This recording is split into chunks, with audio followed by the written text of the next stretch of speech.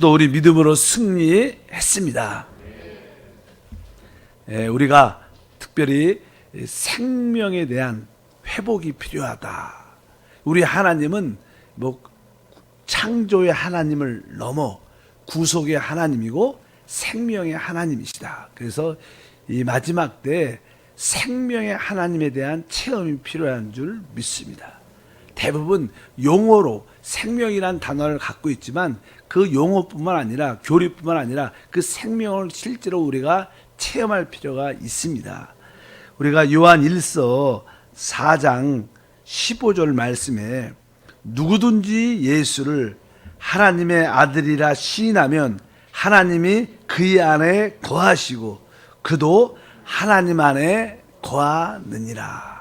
실제로 바로 하나님이 주 예수를 믿는 모든 자 안에 거하시고 우리 역시 하나님 안에 있다. 이것이 그냥 어떠한 지식이 아니라 바로 이것이 우리에게 생명의 체험이 될 때 우리는 축복받는 믿음의 삶을 가질 수 있습니다. 보통 우리가 예수님의 죽음에 대한 말씀을 많이 했죠. 예수님의 죽음은 실제로 모든 문제를 해결하는 죽음이셨습니다. 이 모든 문제를 짊어지시고 함께 모든 것을 끝내는 죽음이셨기 때문에 그 보통 일반적인 사람들은 예수님의 죽음 하면 우리의 죄를 해결하기 위해서 그분이 죽으셨다. 보통 가장 기본적으로 그런 이해를 갖고 있죠. 그러나 예수님의 죽음은 적어도 세 가지의 항목이 포함되어 있습니다. 아까 말씀드린 것처럼 첫 번째는 바로 제3의 역사가 함께하는 줄 믿습니다. 그래서 예수님의 죽음에 대해서 특별히 요한복음은 자세히 설명하지요.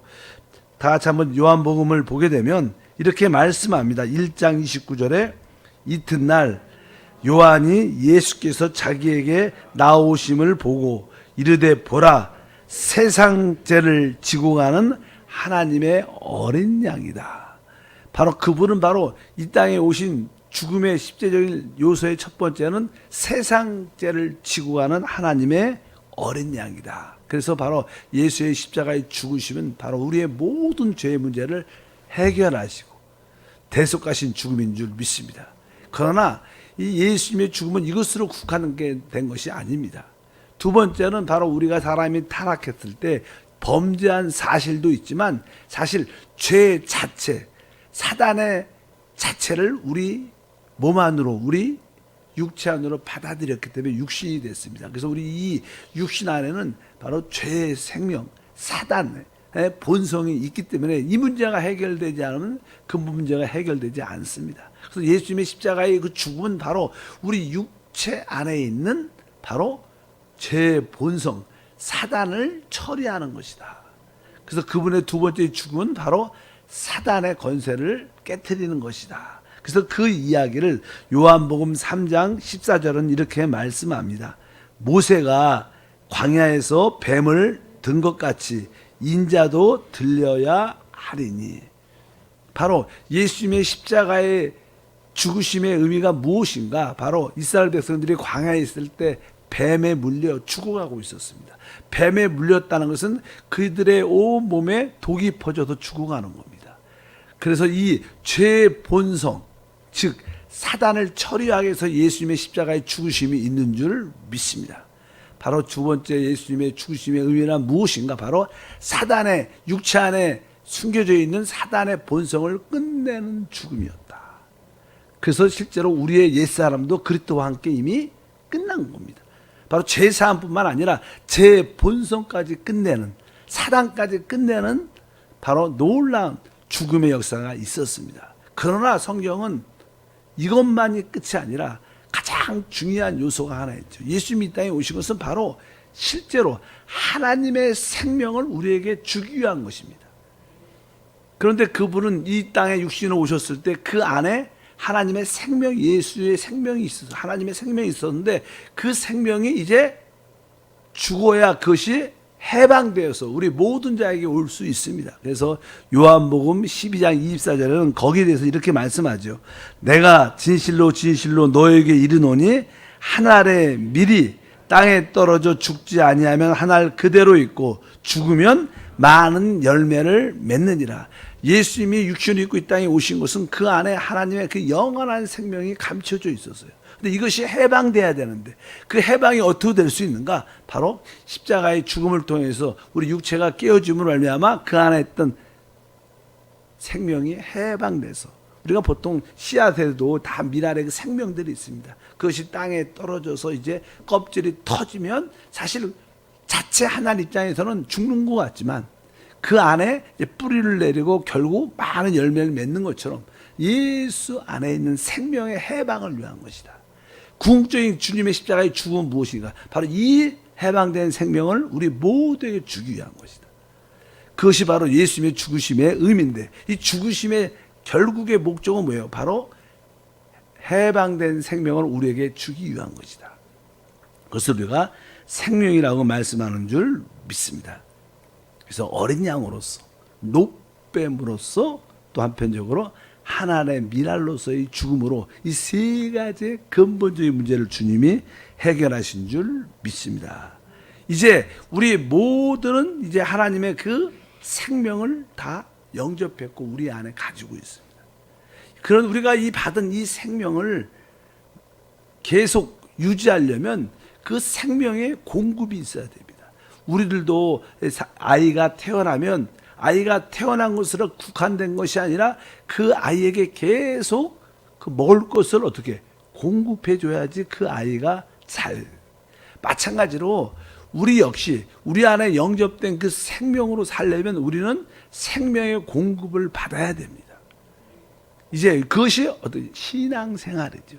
지속적으로 그 생명 공급을 받아야 우리 안에 있는 그 예수의 그리스도의 생명이 충만하게 나타날 줄 믿습니다. 그래서 예수님은 6장 요한복음 57절에 이렇게 말씀합니다. 살아계신 아버지께서 나를 보내심에 내가 아버지로 말미암아 사는 것 같이 나를 먹는 그 사람도 나로 말미암아 살리라.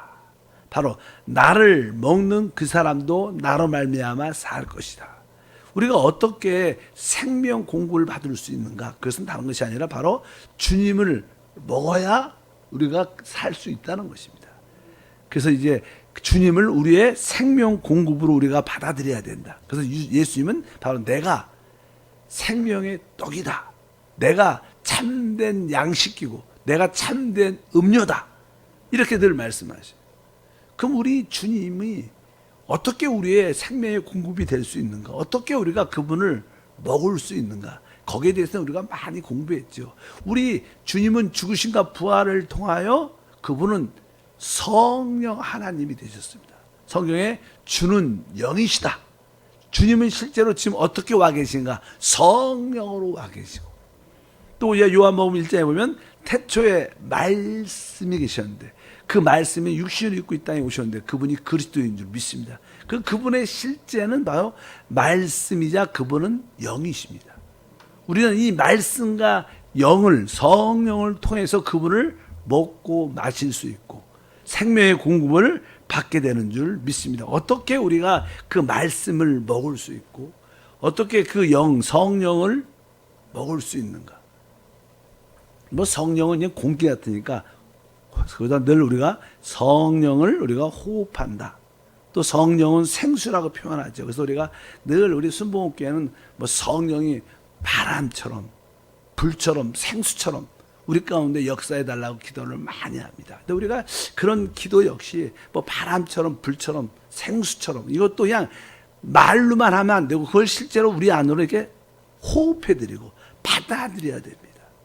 음식에 대해서도 많은 음식에 대한 어떤 이해와 뭐 영양가와 조리법을 알지라도 그 먹지 않으면 나의 생명이 안 되는 거예요, 사실. 그런데 우리 하나님에 대해서도 많은 지식을 갖고 있을지라도 우리가 생명이나 성령에 대한 말을 많이 들어도 실제로 그분을 공기처럼 생수처럼 어떻게 해요? 받아들여야 돼, 먹어야 돼.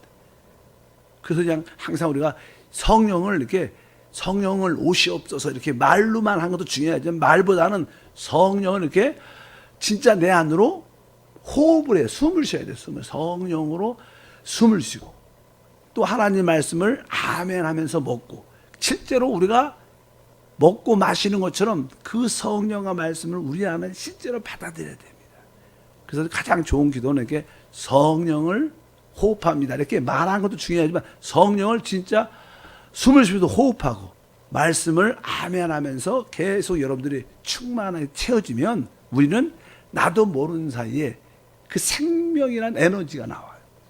우리 이제 우리 육신의 생명도 이렇게 좋은 음식을 식사를 해야 에너지가 돼서 우리가 활동하는 것처럼 영적으로도 계속 성령을 호흡하고 성령을 생수처럼 마시고 하나님 말씀을 아멘 하면서 먹고 그러면 우리 영 안에 하나님의 그 에너지가 나와서 하루를 자유롭게 기쁘게 해방된 가운데 주님을 사는 줄 믿습니다. 그래서 주님을 먹는 가장 좋은 것은 우리가 이 주님의 이름을 부르는 겁니다. 주여. 주님의 이름을 부르는 게 로마서에 보면 이렇게 기록되어 있어요. 10장 12절에 유대인이나 헬라인이나 차별이 없음이라 한 분이신 주께서 모든 사람의 주가 되사 그를 부르는 모든 사람에게 부요하시도다. 그를 부르는 모든 사람에게. 우리가 주님을 뭐 이렇게 주여 이렇게도 부르고 어떤 분들은 하나님 이렇게도 부르고 어떤 사람은 주 예수 이렇게도 부르고 어떤 사람은 예수님 어디면 그 뭐 여러분의 어떠한 식성대로 영적으로 이렇게 주님을 불러야 돼. 일단은 부른다는 건 소리를 낸다는 거죠. 근데 부른다는 것도 이렇게 외친다는 그런 의미도 있지만 우리 안에 계신 주님을 향해서 불러야 돼요. 뭐 그분이 뭐 하늘 위치 우리가 말하는 하늘 위치는 뭐 가장 높은 보좌에 계신 셋째 하늘이지만 그것이 우리 눈에 보이는 그런 하늘을 의미하는 건 아니죠. 그렇잖아요. 뭐 한국 사람 이렇게 하늘을 보고 저 지금 남쪽에 있는 사람들은 밑에서 하늘의 위치가 다르죠. 그런 하늘의 위치가 아니라 진짜 하늘 보좌에 계신 그분이 영으로 또 우리 심령에 계시죠. 그러니까 우리 영 안에 계신 주님을 진짜 뜨겁게 불러야 돼요. 영 안에 계신 주님을 바라보고 부르고 우리가 성령을 호흡한다는 뜻도 영 안에 계신 그분을 내가 호흡합니다. 영 안에 계신 당신을 내가 생수로 마십니다. 그분을 분명히 그렇게 여러분들의 기도도 명확하고 분명하게 해야지 그냥 추상적으로 그냥 쫙막 뜨겁게 부르면 그것이 뭐 나쁘진 않겠지만 안 부르는 것보다 그러나 분명하게 우리가 주님을 불러야 된다. 그래서 저를 부르는 모든 사람에게 어떻게 해요? 부요하시도다. 실제로 여러분들이 그냥 통성기도 우리 예배가들 기도할 때도요. 여러분들이 막 쫙 우리가 뭐 통성기로 틀어놓고 기도할 때도 뭐 저도 그렇고 우리 교육자들 듣고 우리 장로님들도 막 쫙 이렇게 많이 부르면 외칩니다. 이럴 때 우리 안에 충만함이 있습니다. 이 부르는 게 얼마나 주님의 부유함을 누리는 길인지를 믿습니다. 그래서 일단은 우리는 기쁨으로 감사함으로 주님을 부르기 힘써야 돼요. 또 초대교회의 특징은 뭐냐면 만나면 이렇게 주 예수 이렇게 아마 불렀던 것 같아요. 뭐냐 2000년 전이니까 실제로 보지 못했지만 성경에 보면 바로 그 당시에 예수 믿는 사람의 특징이 무엇인가? 주를 부르는 자들이다. 이런 말씀이 많이 기록되어 있죠. 그래서 이 사도 바울도 예수 믿는 사람을 잡으러 갈 때 주를 부르는 자를 결박하러 다녀요. 주를 부르는 자. 그러니까 초대교회의 특징은 뭐 주 예수 이렇게 불렀는지 아니면 예수 이렇게 불렀는지 모르겠지만 일단은 우리 예수가 주님이시니까 주 예수 이렇게 하면 부르지 않았을까. 요즘에는 우리가 그냥 순복음교회는 이렇게 할렐루야 이렇게 인사를 많이 하죠. 근데 아마 그 당시는 주 예수 이렇게 인사를 하지 않았을까. 그래서 여러분들이 해보지 할렐루야 이것도 은혜롭고 주 예수 근데 주 예수를 부르는 게 그렇게 쉽지 않습니다. 우리가 익숙해졌지만 처음에 주 예수를 부른다는 건 예수를 믿는 사람들도 잘 못 부릅니다. 어쨌든 여러분들이 주의 이름을 부르면 부유함을 체험할 수 있다. 그래서 첫 번째는 우리가 주의 이름을 불러야 되고 또 우리가 또 기도해야죠. 기도. 우리가 주여 부르는 것도 하나의 기도지만 또 실제로 하나님으로 내가 채워지기를 원합니다. 또 우리가 또 기도도 해야 되고 또 모든 하나님 말씀을 읽을 때마다 우리가 아멘, 아멘, 아멘 할 때 우리가 말씀이신 그리스도를 먹는 것이고 성령이신 그리스도를 우리 안으로 채워지는 것이다. 그리고 영적인 풍성함을 우리 안에 내적으로 갖게 되면 우리 속사람이 강건하면 환경적인 어려움이 있어도 다 이길 수 있고 극복할 수 있습니다. 우리 안에 계신 그분이 우리의 모든 능력과 지혜가 되는 줄 믿습니다. 이렇게 계속 우리가 주님을 부르다 보면, 말씀으로 충만해지다 보면 내 안에 계신 주님을 느끼게 돼. 아, 진짜 보통 하나님이 내 안에 계시다 이렇게 하면 한 지식적으로 알죠. 근데 체험적으로 이렇게 느끼기 쉽지 않은 거야. 그러나 여러분들이 말씀과 성령으로 충만하면 주님이 나와 함께하구나, 내가 주님과 연합됐구나, 내가 주님과 한 영이구나, 이런 감동, 함께하심이 느껴지는 거예요. 그래서 이 에베소서 3장 16절과 17절을 읽어보니까 그의 영광의 풍성함을 따라 그의 성령으로 말미암아 너희 속사람을 능력으로 강건하게 하시오며 믿음으로 말미암아 그리스도께서 너희 마음에 계시게 하시옵고, 이렇게 써 있어요. 여기 보니까 이 그의 영광의 풍성을 따라 그의 성령으로 너희의 속사람을 강건하게 하라. 성령을 통해서 우리 속사람이 강건하게 되면, 다 17절에 보니까 믿음으로 말미암아 그리스도께서 너희 마음에 계시게 하시옵고. 그러니까 이 말씀은 바로 우리 마음에 그분이 함께함을 느껴야 된다는 거예요. 체험해야 된다는 거예요.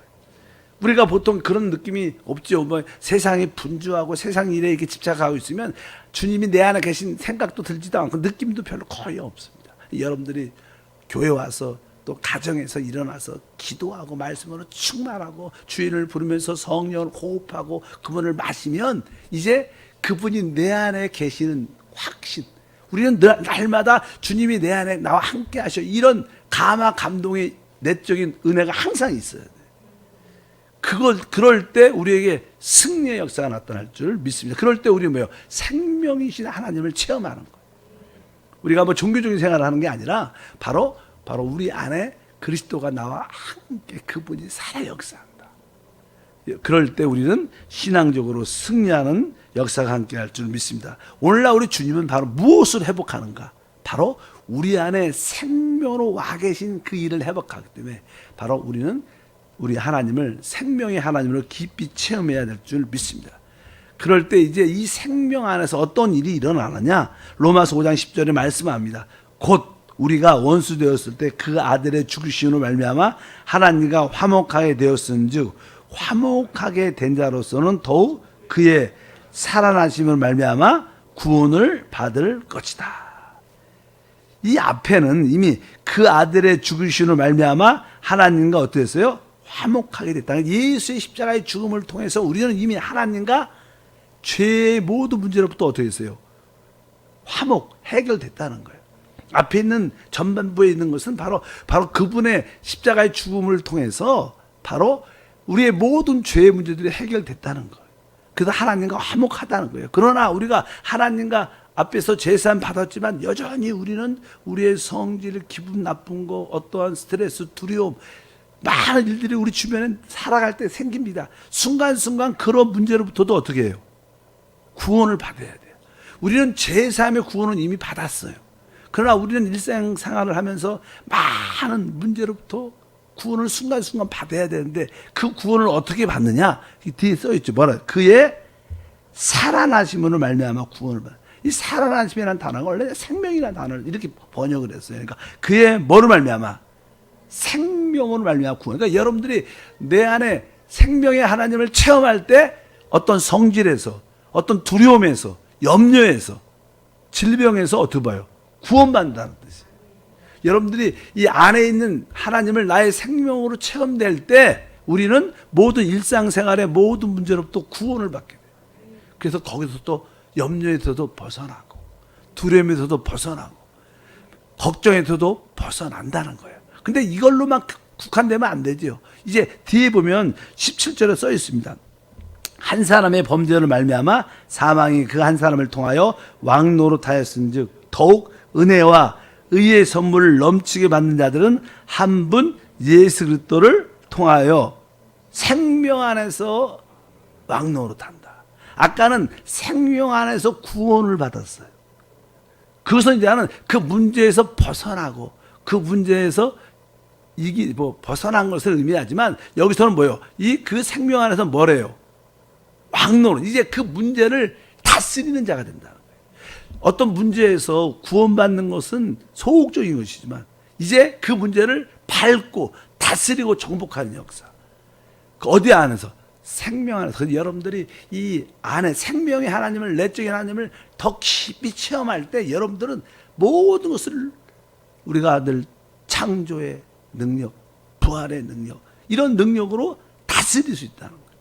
그러니까 여러분들이 생명의 하나님을 내적으로 깊이 느낄 때마다 여러분들은 순간순간 모든 문제에서 구원을 넘어서 다스리는 왕노릇하는 역사가 나타납니다.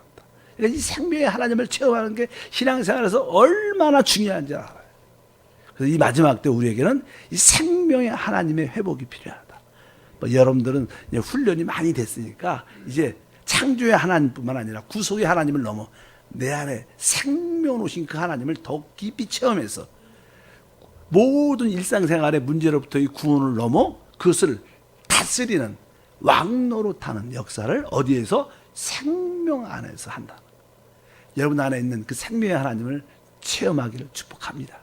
그분으로 충만하기를 축복합니다. 하나님 아버지 감사합니다.